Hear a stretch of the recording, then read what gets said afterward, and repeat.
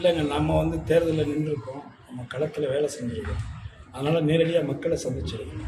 ஒரு 2,00,000 என்னுடைய தொகுதியில் பார்த்தீங்கன்னா 2,78,124 வாக்காளர். ஏன்னா இதில் நீங்கள் ஒரு 10 பேர்கிட்ட போயிட்டு கருத்து கேட்டுட்டு அதில் உங்களுக்கு ஒவ்வொரு சேனலுக்கும் ஒவ்வொரு பேக்ட்ராப் இருக்குது, பேக்ரவுண்ட் இருக்குது, ஒவ்வொரு பத்திரிகைக்கும் ஒரு பேக்ரவுண்ட் இருக்குது, பேக்ட்ராப் இருக்குது.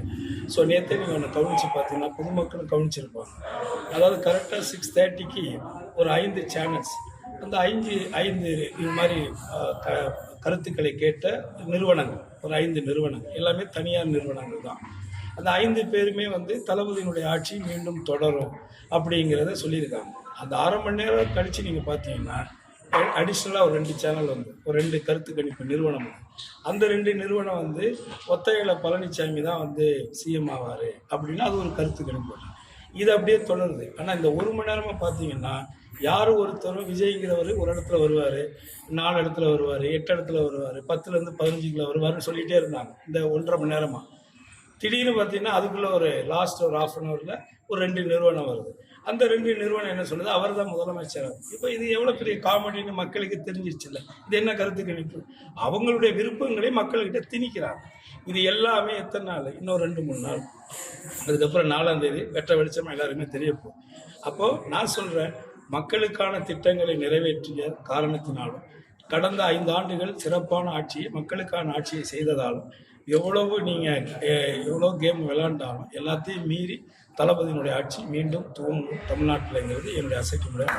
எஸ்ஏஆர் வந்து ஒரு முக்கியமான காரணம். அதில் வந்து குறிப்பாக பார்த்தீங்கன்னா எஸ்ஏஆருக்கு முன்னாடி வந்து வெளிநாடுகளில் இருக்கக்கூடியவங்க, அதே மாதிரி ஃபாரினில் வேலை செய்யக்கூடியவங்க, நீண்ட நாட்கள் வாக்களிக்காமல் இருந்தவங்க, இந்த மாதிரியான வாக்காளர்களை கணக்கெடுத்து இறந்து போனவர்கள் இப்படி எல்லாரையும் கணக்கெடுத்து அவர்களை வந்து நிவர்த்தி பண்ணியிருக்காங்க. ஸோ அந்த விதத்தில் உங்களுக்கு வந்து இப்போ இருக்கிற மக்கள் வாக்களிக்கும் போது அது வந்து அதிகமான ஒரு பர்சன்டேஜை காட்டணும்.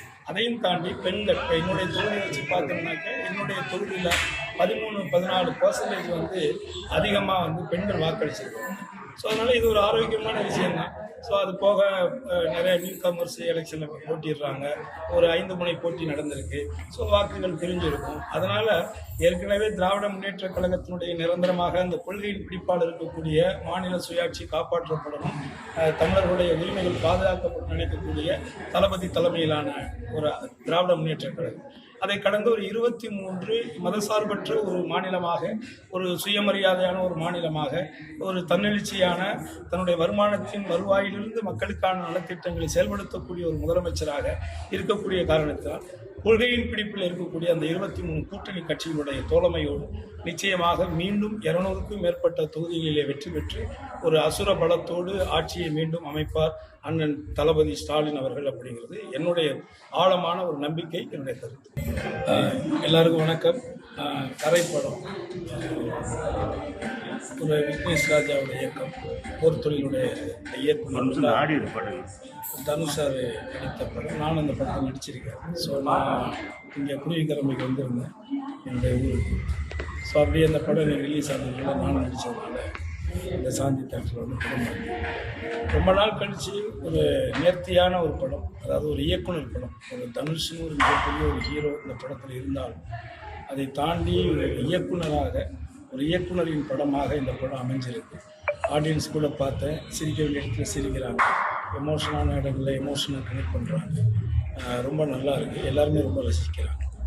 வாழ்த்துக்கள் இயக்குனருக்கும், அந்த படத்தை தயாரித்த ஐஸ்வர்யா அண்ணன் அவர்களுக்கும், வேல்ஸ் கம்பெனிக்கு, அதில் ஒர்க் பண்ண அத்தனை டெக்னீஷியன், குறிப்பாக cameraman, music director GM Pradesh, இவங்களுடைய ஒர்க்கெல்லாம் ரொம்ப எக்ஸ்ட்ரானரியாக இருக்குது.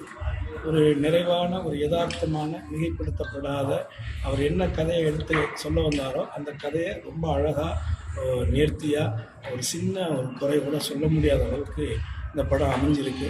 ஆகவே இதில் எல்லாருக்கும் ஒர்க் பண்ண இன்க்ளூடிங் எனக்கு சேர்த்து என்னுடைய வாழ்த்துக்கள் நான் தெரிவிக்கிறேன்.